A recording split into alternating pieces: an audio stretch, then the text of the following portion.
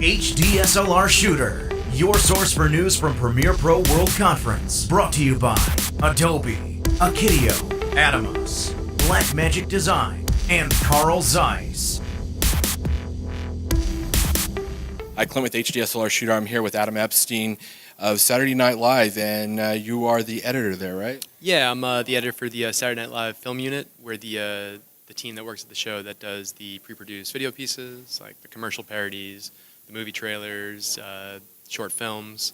So it's a film unit's led by our director and producer, Reese Thomas. Our DP is Alex Bono, and our main producer is Justice McClarty. It's kind of the core of the team there. So we're here at Premier Pro World here in San Jose, and you just did an awesome presentation.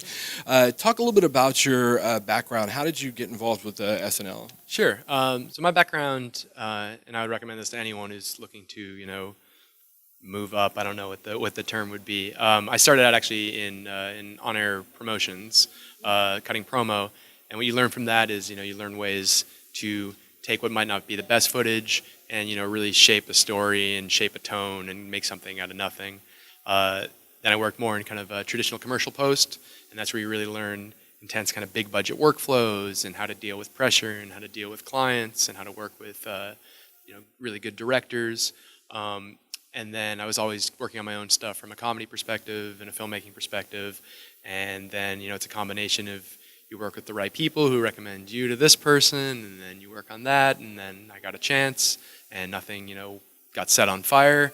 And 5 seasons later, it's been going, good. We haven't dropped one yet. Knock on wood. Talk a little bit about the difference in how that workflow is and the intensity of it. Sure. Well, so the film unit we're not actually producing the live show. Our pieces are the bridge that allows the live show to have time to do set manipulation and to set up and for the cast to change wardrobe.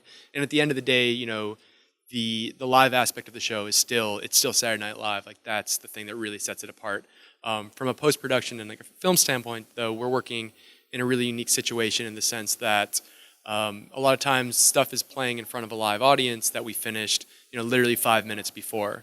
So from a turnaround and from the reaction that you're getting from a crowd on something that was just done, it's as close to, live improv filmmaking as possible. It's basically like every week we're doing, a 48-hour film festival type of thing that is then going to be on broadcast television. I like what did you say, the quote that Lorne Michaels gave, it's in regards to being finished? Right, so it's the show doesn't go on, when it's ready, it goes on when it's 11:30, which is true. There's always, I mean, it's like anything, there's always something that you could make better or add to it. And especially with what we're doing, we always wish we had, another hour, another day, another 15 minutes to, just tweak the color on this or add some more sound design or just to make the rhythm of that feel better. But it's one of the things kind of paradoxically when you're working under these really tight timelines, you can't really overthink it. So if something's working, you go with it. And that's been kind of an interesting way of working and thinking, especially in a high pressure environment. Yeah, well, true art is never finished; it's only abandoned. Is that right? That's right.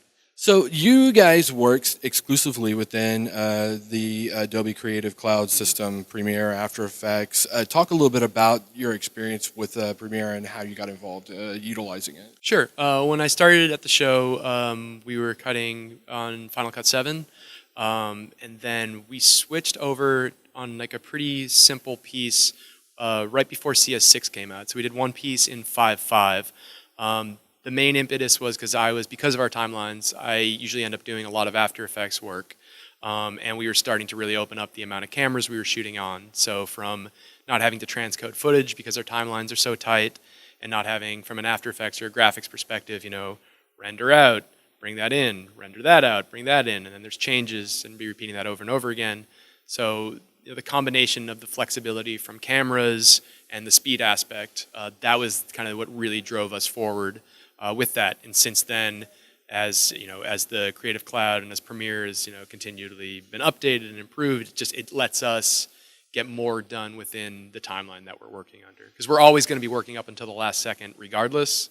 It's just how much more can we fit in within that time, basically. Talk a little bit about the cameras that you guys are utilizing. And you said that you guys are mostly utilizing Alexa. Do you find that, and you said that there were actually, I think there was a list of like as long as your arm of the different cameras that you guys are using. How does Premiere handle all of those different assets? The camera that we choose is always dictated entirely by what the piece is. So if it's something that needs, a cinematic Alexa look, and we have, and the crew and the space is enough where like a camera package that big works, like that's what we go with. If it's something where our DP knows it's going to be a really kind of confined, tight space, then we'll go with something that's a smaller body, like a C500. If it's something where we know we're going to be needing like a lot of push-ins, we'll go with 5K red. We've used iPhones before in the shoot because we needed something that was really handheld, right up in someone's face, and there was nothing there, and then you use that. So camera is dictated entirely by the piece, not the other way around. And I mean, the nice thing about Premiere is we're throwing everything directly on it. We're never flipping stuff anymore. We're working in native the whole way through, basically. And again, it's one less step, which even if it's something that saves us, 20 minutes, that's 20 more minutes that we're able to work on the final piece, basically. So that's huge in our end. There seems to be a tradition that's starting over at SNL for some of you guys. I met Alex Bueno, I think, 2 years ago, and he went out and did an entire tour over the summertime, and he's always been a huge spokesperson, reaching out to people and having, educating, and you're doing the same thing, is that right? Yeah, this summer, it's actually starting up this following Sunday, which is July 20th, going on a post-production workshop tour. It's called the Cutting Edge Tour. You can go to cuttingedgetour.com and check it out. We're going to be going to 32 cities.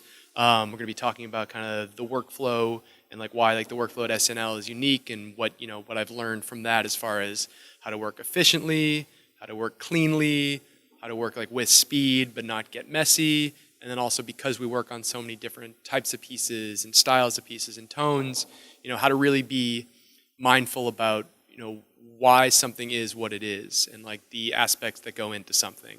So as opposed to I'm doing this color correction because it looks cool. Like no, be thinking about it. Like it's an action trailer. Okay, we're gonna like crush the blacks. We're gonna put some blues in there. We're gonna have that kind of orange skin to make it look like like a Michael Bay film.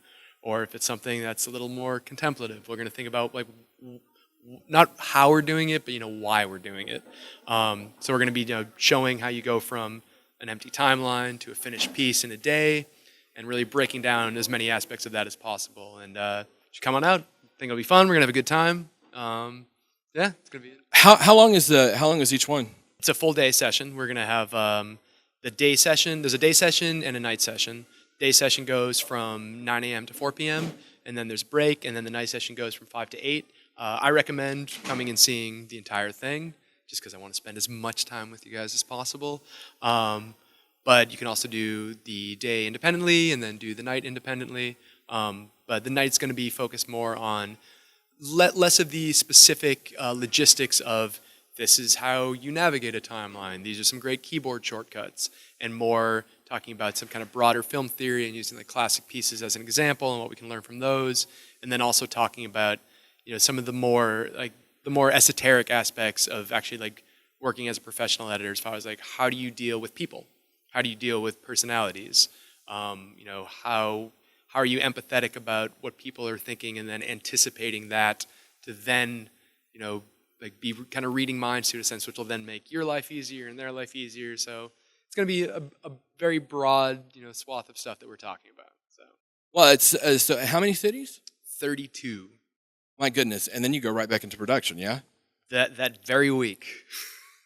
Best of luck to you with that. Thank you so much, man. Thank you. So people want to find out more, what do they do? You can either follow me on Twitter at EPPYAD, that's EpiAd, or you can go to cuttingedgetour.com, or you can follow them on Twitter at cuttingedgetour.